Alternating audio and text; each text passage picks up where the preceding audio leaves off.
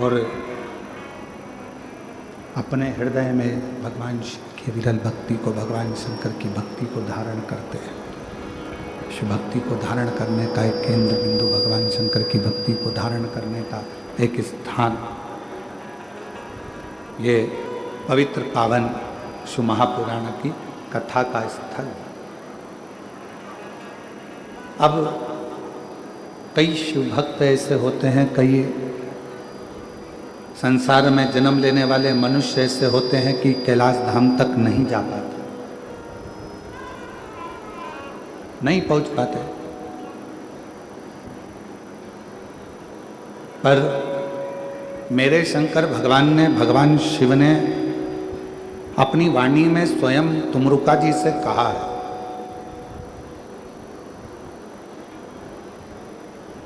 अपनी वाणी में स्वयं तुमरुका जी से एक शब्द कहा कि है तुमरुका, जहां आप कथा कह रहे हो, जहां मैं इस कथा को ईसर गोरा बनकर श्रवण कर रहा हूं, चंचुला देवी जिस कथा को के लिए, चंचुला देवी अपने पति बिंदुक की मुक्ति के लिए, मोक्ष के लिए ये कथा श्रवण कर रही है। तो आज मैं वचन देता हूं तुमरुका जी कि जिस स्थान पर ये पवित्र शिव महापुराण की कथा जहां पर भी होगी, वो भूमि साधारण नहीं कहलाएगी। शिवजी कहते हैं वो मेरा कैलाश 7 दिन तक वहीं पर विराजमान रहेगा और भगवान शिव की अविरल कथा का रसपान करेगा। 7 दिवसीय शिव महापुराण की कथा संपूर्ण विश्व के कल्याण के लिए, संपूर्ण जगत के कल्याण के लिए, संपूर्ण जगत के उद्धार के लिए ये कथा श्रावण के महीने में प्रारंभ हुई। अब जैसे श्रीमद् भागवत जी श्रवण करने का एक नियम होता है कि एक स्थान पर बैठकर बड़े आनंद के साथ कथा का रस तत्व ग्रहण किया जाए। रामचरितमानस का एक नियम होता है कि रामचरितमानस 24 घंटे में, 9 दिन में, 1 माह में, त्रैमासिक में, 12 महीने में, जैसा भी आपको क्रम करना हो उस क्रम से उसको पूर्ण किया जाए। उसी तरह, उसी क्रम में शिव महापुराण का एक नियम है और वो नियम संपूर्ण श्रोताओं को, चाहे वो आस्था चैनल पर, टीवी पर सुन रहे हो, मोबाइल पर सुन रहे हो, टीवी पर सुन रहे हो, या पंडाल में बैठकर श्रवण कर रहे हो, जहां से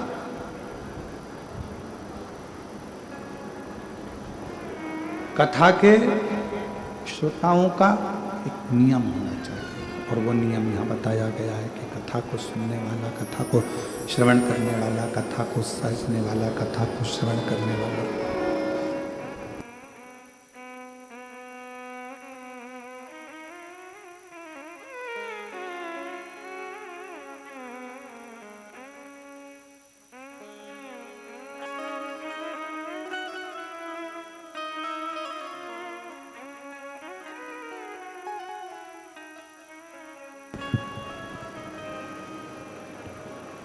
जैसे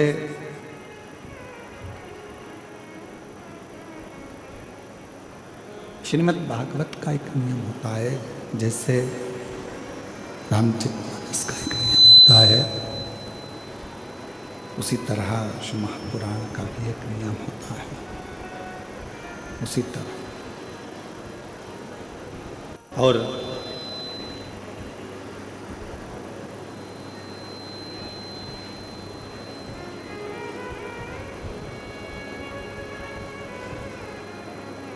हमारे बीच में माननीय विधानसभा जी अध्यक्ष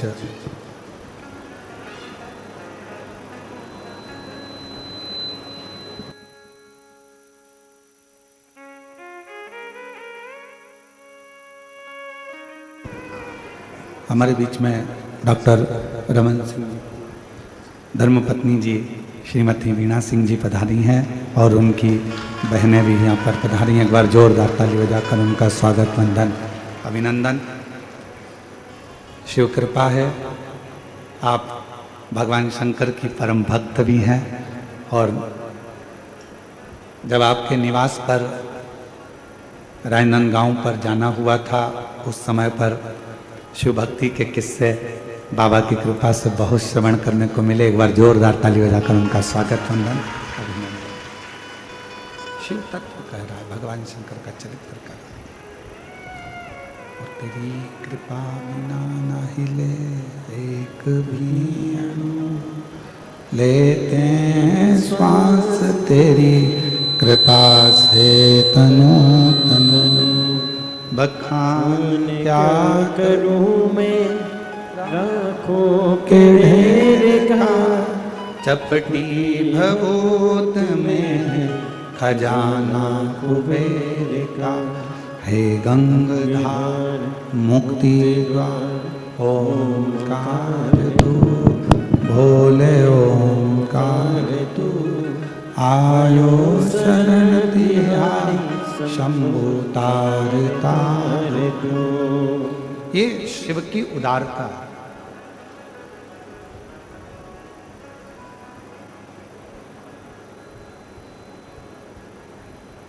तो स्वयं भगवान शिव कह रहे हैं तुमरुका जी से कि है तुमरुका, मृत्युलोक में, भूमंडल पर, संसार सागर में, मृत्युलोक में, भूमंडल पर, संसार सागर में, कहीं पर भी जहां पर शिव महापुराण की कथा होगी, वो भूमि कोई साधारण नहीं होगी। जितने दिन शिव महापुराण की कथा चलेगी उतने दिन कैलाश वहीं पर विराजमान रहेगा और उस कैलाश पर बैठकर लोग कथा सुनेंगे। अब कथा का नियम, श्रीमद् भागवत जी का नियम अलग है, श्रीमद् भागवत जी का नियम अलग है, श्री रामचरितमानस का नियम अलग है, विष्णु पुराण जी का नियम अलग है। सारी पुराणों को सुनने का नियम अलग अलग है। और जितने शिव भक्त शिव महापुराण की कथा में बैठे हैं, जितने शिव भक्त आस्था चैनल पर सुन रहे हैं, फेसबुक यूट्यूब पर श्रवण कर रहे हैं, उनसे निवेदन करेंगे शिव महापुराण की कथा सुनने का भी एक अलग नियम है। शिव महापुराण की कथा सुनने का नियम कौन सा है? तो कहा शिव पुराण का एक सबसे बड़ा नियम है, आप अपने घर से जब शिव महापुराण की कथा को श्रवण करने के लिए जाओ या अपने घर में बैठकर टीवी के सामने या मोबाइल पर भी शिव महापुराण की कथा को श्रवण करो, उस समय पर तुम्हें ये पूर्ण विश्वास होना चाहिए कि कथा मैं नहीं, मेरा महादेव श्रवण कर रहा है और मेरे दुखड़े को हर रहा है। ये विश्वास, भरोसा, ये श्रद्धा, ये दृढ़ता आपके और हमारे जीवन में आनंदता दे। और फिर निवेदन है, अपना समय बिल्कुल बर्बाद मत करो। आपके मन में अगर शिव जी के प्रति विश्वास है, आपके मन में भगवान शंकर जी के प्रति भरोसा है, दृढ़ता है, विश्वास है, तो शिव महापुराण की कथा के पंडाल में जाकर बैठो। कहाँ तुम्हें जगह मिल जाए वहां जाकर बैठो।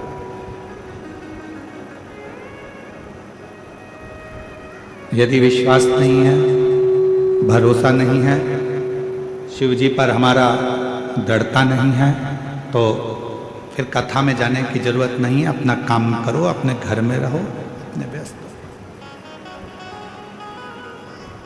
ये कथा, क्योंकि रामचरितमानस में तुलसीदास बाबा ने अपने शब्दों में कहा है, शंकर विश्वास रूपिणो। ये कथा ही विश्वास है और विश्वास को ही शिव कहा गया।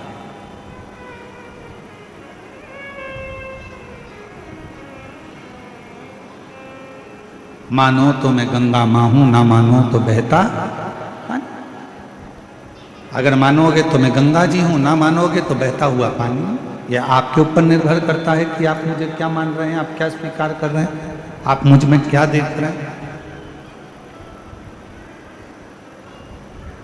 अगर आपके भीतर विश्वास है कि मैं कथा में जाकर बैठूंगी, कथा श्रवण करूंगी, कथा सुनूंगा और मेरा बाबा मुझ पर करुणा करेगा, मेरा बाबा मुझ पर दया करेगा, मेरा बाबा मुझ पर करुणा करेगा, कृपा करेगा, दया करेगा, तो निश्चित है मेरा शिव आप पर करुणा जरूर करेगा।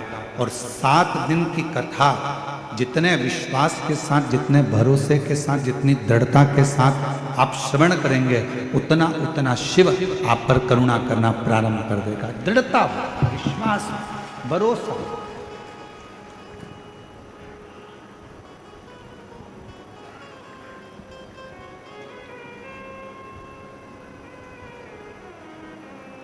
आपका घर बड़ा है, छोटा है, वो मायना नहीं रखता।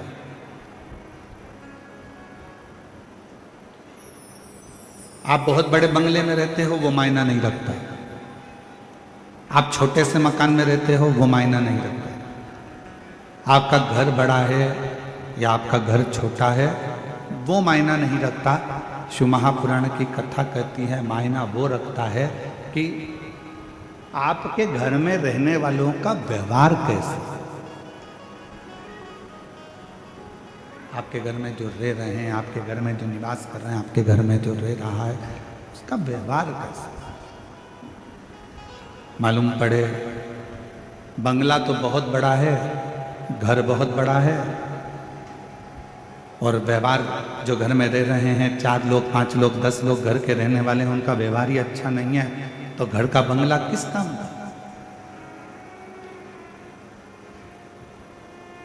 घर बड़ा है या घर छोटा है वो कोई मायना नहीं रखता, पर मायना रखता है तुम्हारे घर का व्यवहार।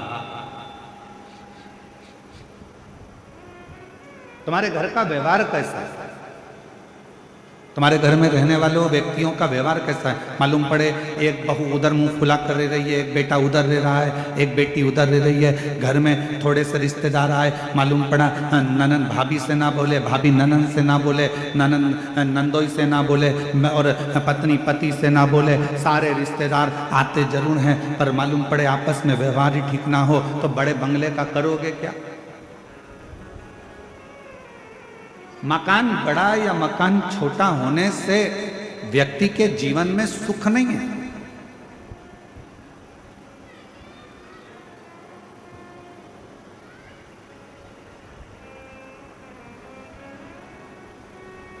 धन का बिस्तर मिल जाए पर नींद को तरसे नैन, और कांटों पर भी सोकर आए किसी के मन को चैन।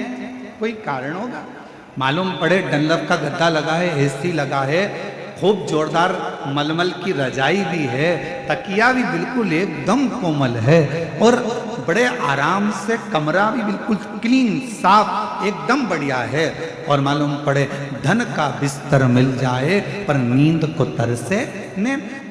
घर बड़ा है, बंगला बड़ा है, गाड़ी बड़ी है, कमरा बड़ा है, पलंग बड़ा है, दादी बड़ी है, तकिया बड़ा है, सारे सुख अपने आप उस कमरे के अंदर। ऐसा कोई सुख नहीं है जो तुम्हारे सोने के कमरे में नहीं है, और फिर भी तुमको रात को सोते समय एक ना एक गोली खाकर सोना पड़ रहा है। कभी घुटना दुख रहा, कभी कमर दुख रही, कभी कंधा दुख रहा, कभी सिर दुख रहा, कभी कोनी दुख रही, कभी पंजा दुख रहा। 24 घंटे में रात्रि के समय पर यदि चैन की नींद नहीं आ रही है तो समझ लेना कि धन तो बढ़ गया पर मन की शांति नहीं बढ़ पाई है। वो मन की शांति को बढ़ाने का एक स्थान ढूंढ, मन की शांति को बढ़ाने का एक केंद्र बिंदु ढूंढ। क्या देती है शिव महापुराण की कथा?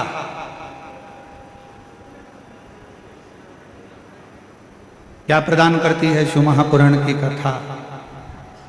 शिव महापुराण की कथा देती है पक्का विश्वास, पक्की दृढ़ता।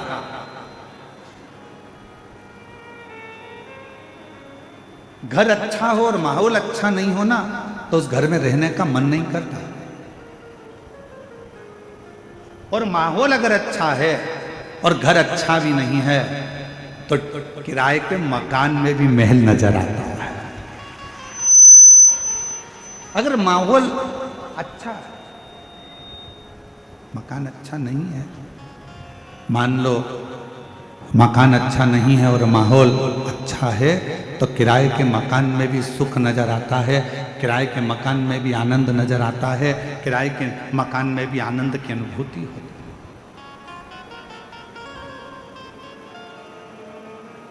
किराए का अब कितनी बड़ी कृपा है, जरा देखिएगा भगवान शिव की कथा में। बैकुंठ में भगवान नारायण और लक्ष्मी जी विराजमान,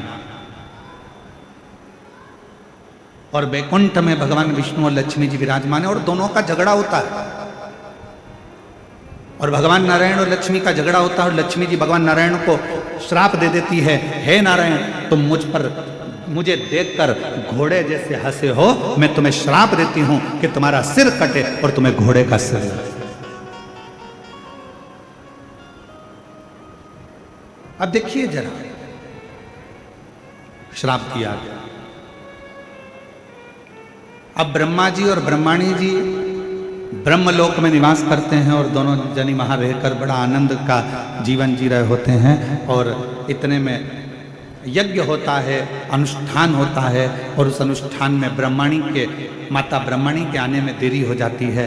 माता सावित्री उस यज्ञ के अंतर्गत विराजमान हो जाती हैं, और माता ब्रह्मणी उनको श्राप दे देती हैं, ब्रह्मा जी तुम्हारी अर्धांगिनी होने के बाद भी तुमने यज्ञ में मेरी प्रतीक्षा नहीं करी, मैं तुम्हें श्राप देती हूं कि मृत्यु लोक में कहीं पर भी तुम्हारे मंदिर नहीं होंगे, मृत्यु लोक में कहीं पर तुम्हारा पूजन ना होगा, केवल एक पुष्कर की भूमि ऐसी होगी जहां पर तुम्हारा पूजन होगा, जहां पर तुम्हारा मंदिर।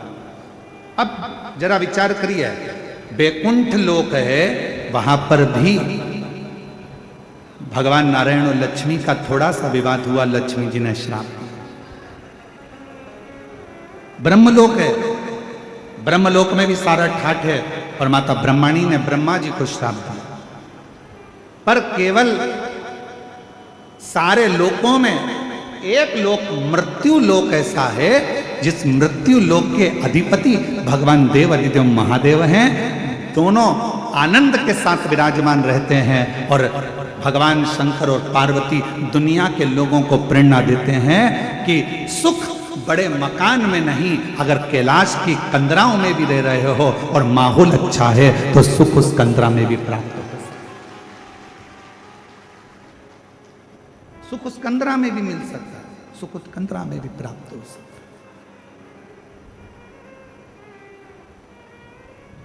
बस अच्छा घर अच्छा है और माहौल अच्छा नहीं है तो घर किसी काम का नहीं है, और अगर माहौल अच्छा है तो फिर आप गुफा में भी रह रहे हो, कंदरा में भी रह रहे हो, तो समझ लो कि सुख है।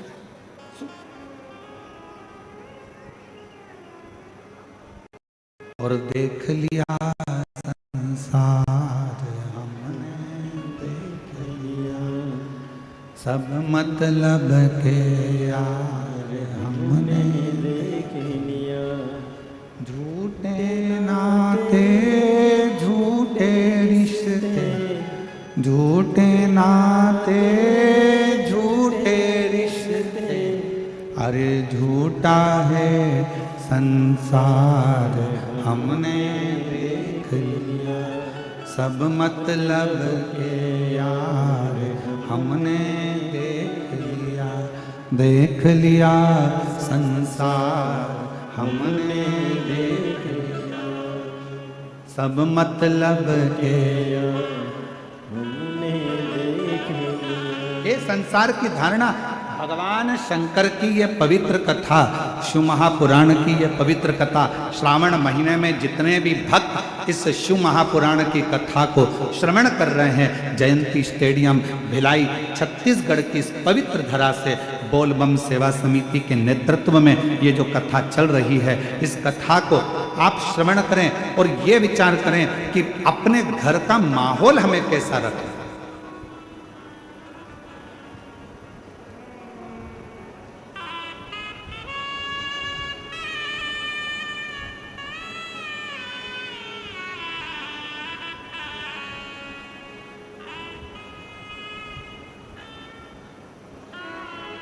घर को यदि साफ करना जरूरी है तो मन को भी साफ करना जरूरी है। थोड़ा परिश्रम जिंदगी में बहुत जरूरी है। आप में से कितने लोग हैं जो चाय पीते हैं? हाथ उठाओ जरा। हम चाय का ऑर्डर नहीं दे रहे हैं तुम लोगों के लिए, हम तो पूछ रहे हैं। फिर से उठाओ जरा, कितने लोग हैं जो चाय पीते हैं? चलो बहुत बढ़िया, रख लो। चाय पीने से कभी जीवान जली कि नहीं जली तुम्हारी? जम के तो बोलो, आवाज नहीं आई। जली है ना? अब तुम्हारी जीवान अगर चाय पीने से जली तो तुम में से कितने लोग हैं जिनकी जीवान चाय पीने से जली और उनने चाय पीना छोड़ दिया? जम के तो बोलो, छोड़ा किसी ने? नहीं। हमारे दया सिंह जी के घर की भाभी और बहुएं हाथ हिला रही, नहीं गुरुजी हम नहीं छोड़ा।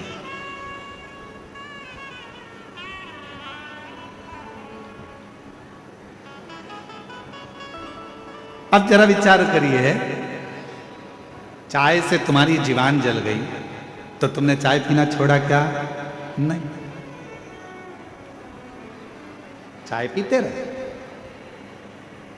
जब चाय से जीवान जली तो तुमने चाय पीना नहीं छोड़ा। मान लो एक कंपटीशन एग्जाम दिया, एक परीक्षा दी, या एक परीक्षा देने में आप सफल नहीं हो पाए, असफल हो गए, या आप उस रिजल्ट में निकल नहीं पाए, तो कई लोग कह देते हैं कि अब आज से मैं एक भी एग्जाम नहीं दूंगा।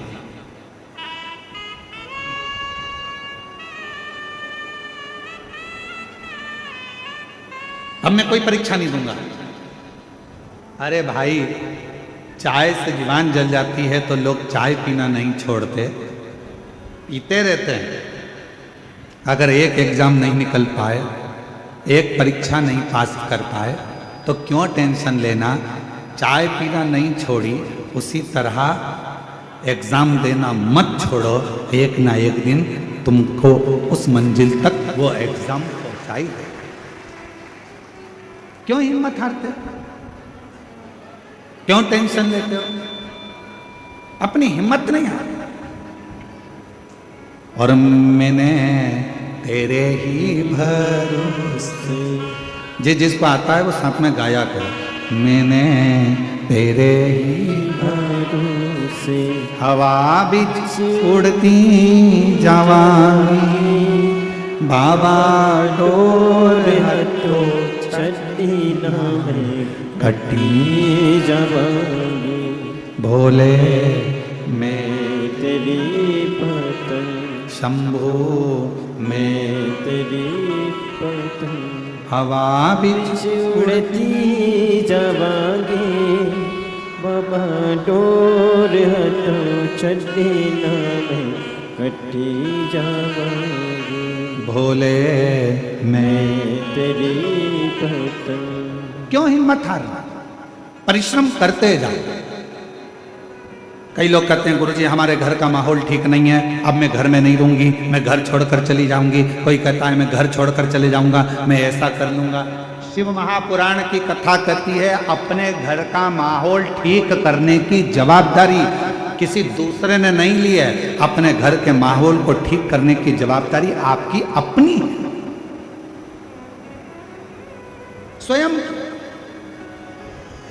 और मेरे शंकर भगवान ने, मेरे ओघड़दानी ने, मेरे शिवजी ने, मेरे शंभू ने पूरी शिव महापुराण की कथा में मार्गदर्शन करते हुए कहा, हिम्मत नहीं हारना, विश्वास पक्का रखना, श्रद्धा पूरी रखना और अपने कर्मों को करते जाओ। यदि मार्कंडे बाबा मंत्र का जाप नहीं करते, मार्कंडे बाबा यदि भगवान का भजन ना करते, मार्कंडे बाबा को मालूम पड़ गया था कि मेरी उम्र कम है, मार्कंडे जी को मालूम पड़ गया था कि मेरे प्राण छूट जाएंगे, मार्कंडे जी को मालूम पड़ गया था कि मैं मर जाऊंगा, पर मार्कंडे जी ने अपने पिताजी से जो सुना, मार्कंडू जी से, बस भगवान शिव की भक्ति में लग गए। और भगवान शंकर की ऐसी भक्ति मार्कंडे बाबा ने करी, शिव की ऐसी आराधना मार्कंडे बाबा ने करी कि आखिरी में मार्कंडू जी, मार्कंडे बाबा के पिताजी नहीं आए, स्वयं शिव की भक्ति से वो देवाधिदेव महादेव प्रकट होकर उनकी आयु बढ़ाकर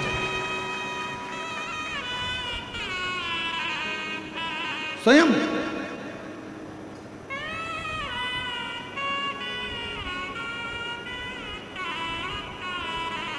एक विश्वास की दृढ़ता हो।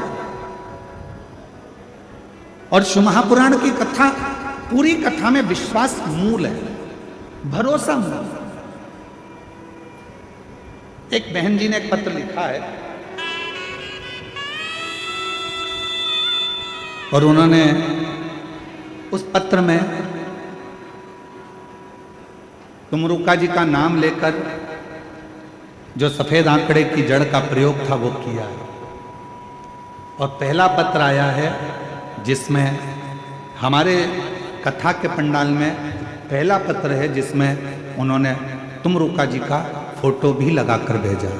और मैं आस्था चैनल वालों से कहूँगा कि जितने लोग भी एलईडी पर कथा सुन, एलईडी पर दिख रहा है ये कथा, एलईडी पर कथा सुन रहे हैं तो पहले वो सावन के महीने में आज स्कंद षष्ठी है, आप लोग तुमरुका जी का दर्शन करिए, जिसमें तुमरुका जी का नारद जैसा स्वरूप है, घोड़े का मुंह लगा है और हाथ में वीणा है और करताल लेकर वीणा लेकर तुमरुका जी, ये वो तुमरुका जी हैं जिनको शिव जी की अनुपम कृपा है और जिनका नाम लेने से नारी के जीवन का ऐसा कोई रोग नहीं है जो समाप्त नहीं होता हो। यहाँ तक कि शरीर में, गर्भाशय में, चेस्ट में अगर गठान भी पड़ जाती है और तुमरुका जी का नाम लेकर जल चढ़ाकर अगर आचमन किया जाता है तो वो गठान तक गल जाती है। ऐसा तुमरुका जी का वो चित्र। दर्शन हो रहे हैं सबको? एलईडी वालों, जिस पंडाल में दर्शन हो रहे हैं एक बार जोरदार ताली बजाकर साधुता करें। ये वो तुमरुका है। अब पत्र, मेरा नाम रामेश्वरी साहू है, पति सूरज साहू है, पता जयंती नगर दुर्ग छत्तीसगढ़ की रहने वाली है। कहीं बैठी हो तो हाथ हिला सकती हैं। बच्चा आया है क्या साथ में? आया है? हाँ लेकर आ जाइए। एक बार वापिस हाथ हिलाओ। हाँ आ जाइए। मेरा नाम रामेश्वरी साहू है, पति सूरज साहू है, हम जयंती नगर दुर्ग छत्तीसगढ़ के रहने वाले हैं। मेरी शादी को 15 साल हो गए थे और 15 साल से मेरे यहाँ कोई संतान नहीं थी। गुरुजी, हमने बहुत से डॉक्टरों को दिखाया, पत्र एलईडी पर दिख रहा होगा, आप हमारे साथ में पत्र को पढ़ सकते हो और पत्र पर उंगली चलेगी, आप साथ में पढ़ सकते हो। 15 साल हो गया था शादी को लेकिन कोई संतान नहीं थी। गुरुजी, हमने बहुत से डॉक्टरों को दिखाया, वेदों को भी दिखाया, गोदी भी भरवाई, फिर भी हमें संतान का सुख नहीं मिला। लोग मुझे ताना देते थे कि इसकी कोई संतान नहीं है, यह बांझ है, सब अपशब्द कहते थे। तभी मेरे परिवार में मेरी माँ, पापा और बहन ने कहा, आस्था चैनल पर सीहोर वाले गुरुजी पंडित प्रदीप मिश्रा की कथा आती है, उसे सुन और गुरुजी जो भी उपाय बताएं उसे कर। मैं बहुत परेशान थी गुरुजी, कुछ समय नहीं समझ नहीं आ रहा था। फिर मैंने 2020 से आपकी कथा सुनना प्रारंभ करी और सुनते सुनते विश्वास हो गया कि अब संतान देगा तो मेरा भोलेनाथ ही देगा। मैं ये विश्वास कर सफेद आंकड़े की जड़ का उपाय जो आपने बताया, पशुपति नाथ का व्रत जो आपने बताया, पंडाल में बैठकर कथा सुनने का फल जो आपने बताया, हम दोनों पति पत्नी ने सफेद आंकड़े की जड़ का उपयोग किया, पशुपति व्रत किया और एक बार नहीं, 2 बार, 3 बार, ऐसा मैंने 4 बार किया। आप कहते हो ना हिम्मत मत हारना, बाबा ने ऐसी कृपा करी गुरुदेव, डॉक्टर के हिसाब से मैं मां नहीं बन सकती थी, पर बाबा की कृपा से 2024 में मेरे घर में बाबा की कृपा से संतान ने जन्म लिया 15 साल के बाद, 15 वर्ष के। एक लाइन अच्छी लिखी है, आप और हम गुनगुना लो। अरे लुटा दिया भंडार काशी वाले ने, दिया माला माल काशी वाले ने, लुटा दिया भंडार काशी वाले ने, कर दिया माला माल काशी वाले ने, लुटा दिया भंडार काशी वाले ने, लुटा दिया भंडार का